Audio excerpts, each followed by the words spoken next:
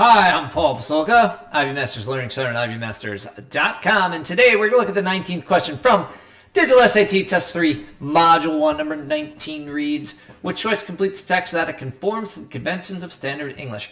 Whenever they ask you about the conventions of standard English, you always want to look at the answer choices first. Why? Because there are certain questions you want to ask yourself based on what the answer choices are saying. For instance, when I look at these answer choices, I see that each of the answer choices starts differently. That's an indication of the question testing what's called modification in word order.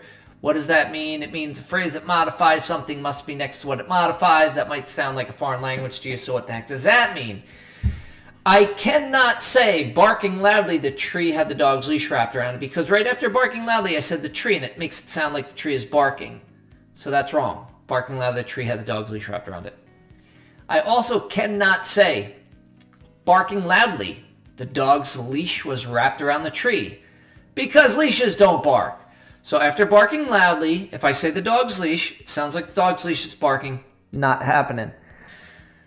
What's correct would be to say barking loudly, comma, and then following that up with who or what is barking loudly. It'd have to be barking loudly, the dog wrapped its leash around the tree. Right after barking loudly is the dog is what's barking loudly. So that whole concept's called modification word order. You want to check for that anytime all the answer choices begin differently like this. Notice if you took away barking loudly, that's a modifying phrase, you'd have an independent clause. The dog wrapped its leash around the tree.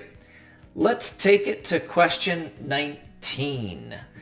African American Percy Julian was a scientist and entrepreneur whose work helped people around the world to see.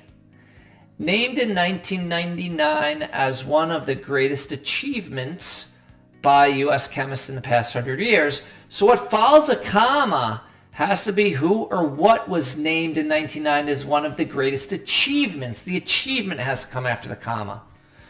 Now, Julian might have, answer choice A, Julian might have achieved something, but he himself is not the achievement. Answer choice B, in 1935 is not an achievement. That's gone as well. Answer choice C, Julian's 1935 synthesis. The synthesis is the achievement of the alkaloid physostigmine. You could just call it the alkaloid P. You get no extra points for pronouncing something correctly in your head when you're taking the test or in your practice. So it looks like C is a good answer. And then named in 1999 as one of the greatest achievements in U.S. chemistry in the past 100 years, the alkaloid P.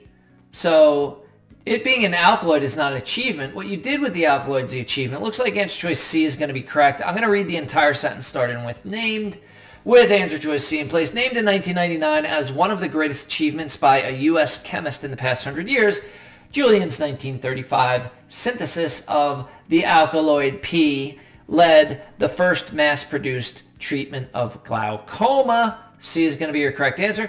Thank you for joining us today. If you like this video, click like. You can share it with someone who has difficulty with modification word order. If there's any question you'd like to see answered from any official PSAT or SAT or ACT, leave that in the comments. I'd be happy to shoot a video on it. Up top, click subscribe and check out another video that's going to be up here on modification and word order. If you have any questions, leave them in the comments, and have a great day.